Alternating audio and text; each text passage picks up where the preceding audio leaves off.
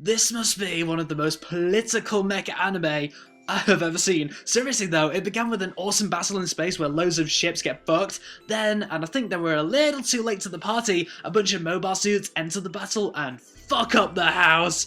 And that's about it for the badass mecha action. The rest of this first episode of The Origin, which takes place in the Universal Century timeline of Gundam, this is my first outing in said timeline by the way, is a ton of politics and social anarchy. I think I get what was happening, although it was pretty crazy storytelling throughout this episode. Maybe it would help if I was more familiar with the Universal Century timeline, I don't know, but from what I gather, there are two political parties which have divided the citizens of the planet, and the citizens who are against the government riot in the streets. A political leader is assassinated and his two children are to be sent to Earth.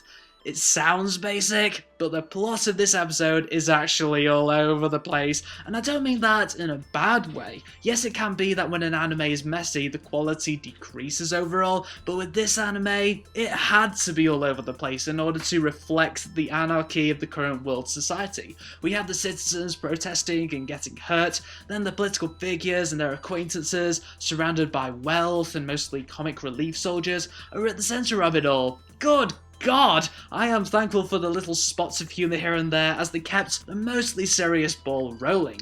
What I liked about this episode was its technical strength. I mean, the animation is incredibly cinematic. High frame rates, high detail, and high quality overall. This Gundam series does have 3D mechs, of which I didn't mind so much as they don't appear that often, but if there were 2D mechs, that would just be the icing on the cake. The sound design was on point too, not a single sound is out of place, and the English dub was good. The emotional scene in particular was well voice acted, and I felt those feels. But while this episode did entertain me with its visuals and audio, I do think that there were way too many characters thrown at us, and that ended up contributing to a convoluted script. I wouldn't have minded so much if there was a crystal clear main character anchoring everything down, but there was no main character here, only support, which made me feel really lost in all the characterization and all the events. And why are there two blonde women who look the same? Are they twins? Because I kept on confusing those two and thinking they were the same person at times.